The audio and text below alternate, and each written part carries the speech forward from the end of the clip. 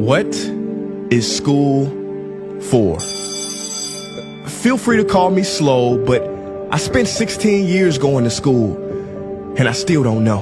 When I finished, I didn't know how to do my own taxes, purchase a home, or apply for a loan. I didn't know a thing about investments, building credit, or getting a job. I graduated at the top of my class, and what did I have? This fancy diploma to sit at home with my mom. But luckily, they did teach me some important skills like factoring trinomials and how mitochondria is the powerhouse of the cell. I'm so happy I remember the Pythagorean theorem, cause it helped me a lot.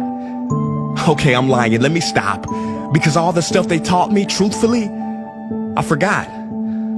Mom, remember when you would ask me, what did you learn in school today? And I would say, nothing much.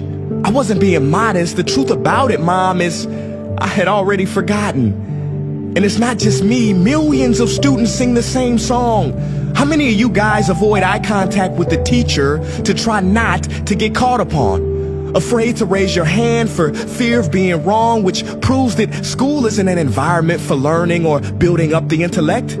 It's just a game you play for grades and how many A's you can collect.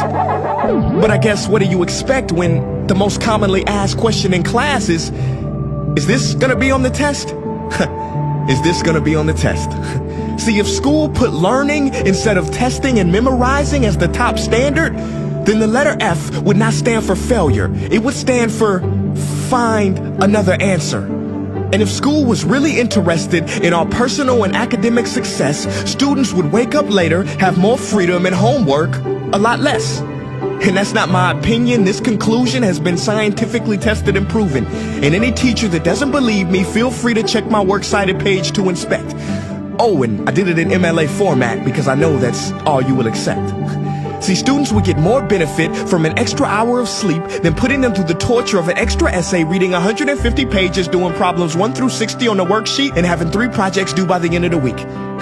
Not only is it pointless pain, but it's also dim-witted. Because we get so much work, but they don't teach the time management skills to deal with it. See, in school, we are controlled by bells. We have to learn in rooms with the feng shui of a prison cell. We have to ask permission to relieve bodily functions, but not before the teacher asks a million questions like, why didn't you go before class? I'm sorry, my bladder is kind of on its own schedule and it's not always timely. See, teachers always say, use your time wisely. But that never made sense to me. Cause these 6 cruel hours of our lives we call school might literally be the worst use of time management ever in history. Think about it, the traditional teaching method is foolish. No, it's useless, multiplied by the square root of stupid. What they do is they cram information in your head, force feeding you, and then you throw it up on the test. That's not education, that's bulimia. And the more bulimic you are, the better you will do on their assessments. So it's no wonder why so many students graduate mentally and emotionally anorexic. See, school teaches you how to memorize dots. True education should teach you how to connect them. True education teaches you how to catch a fish. School teaches you, yeah, you caught the fish, but you didn't show your work, so it doesn't count. Throw it back. I'm just asking, what is school for? It's not education, that's just not true. If you still think that, you might be sniffing glue. See, the word education comes from the Latin root educe, meaning bring out, i.e. bring the gifts out of a person and make them viable. But school doesn't bring out much, it just stuffs more facts inside of you. Now some of that stuff is justifiable. We need reading, writing, and some arithmetic, that's fair. But are you telling me metamorphic and igneous rocks are more important than self-care? If suicide is the 3rd leading cause of death of ages 10 to 24, and Harvard studies suggest the biggest predictor for success is self-control and emotional health, then why the heck aren't we taught how to handle stress, bullies, or rejection? How about anxiety or depression? You know, skills we need for our entire lives. Bro, I don't even know how to cook. I'm honestly surprised I'm still alive. But hey, at least I can name all the battles that happened in the Civil War. Seriously, what is school for? Some say you need it to be successful, and that's something we do not doubt.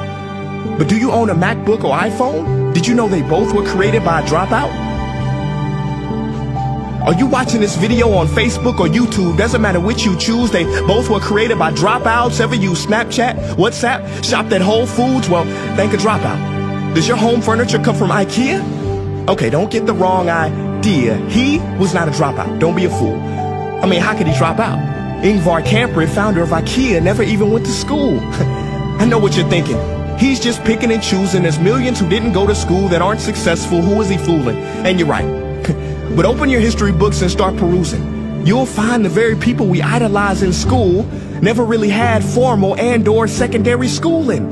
I'm talking George Washington, Abe Lincoln. America's best presidents had zero school between them. Ben Franklin, Thomas Edison, shall I proceed? Ernest Hemingway, Mark Twain, Teddy Roosevelt, Margaret Mead. Now please, I'm not saying drop out, because some schools are great and many teachers are rare treasures. I'm saying that there's a difference between people who are smart and people who score better. I'm saying that your future is something that no test will ever measure. Even if that test begins in 3 letters like SAT, ACT, it's BS if they say those determine your LIFE. No, your destiny is in your hands. You must shape it to be great. So don't expect school to open doors, because it's more likely to slam them in your face. Sometimes I wonder about all the dreams lost in school and how much potential goes to waste.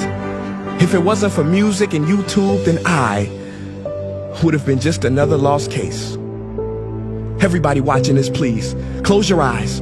Imagine a child sitting in the back of some teacher's class in some town. He never raises his hand, he fails most of his classes, but inside of him, there is a passion. And if nurtured and brought out, will lead him to discover the cure for cancer. But you see, I'm afraid that that child's gift will never come out. He will never win the Nobel Prize award because in class he was ignored and his worth was judged only by his scores. So teachers, principals, parents, advisors, and students, I ask one more time, what is school for?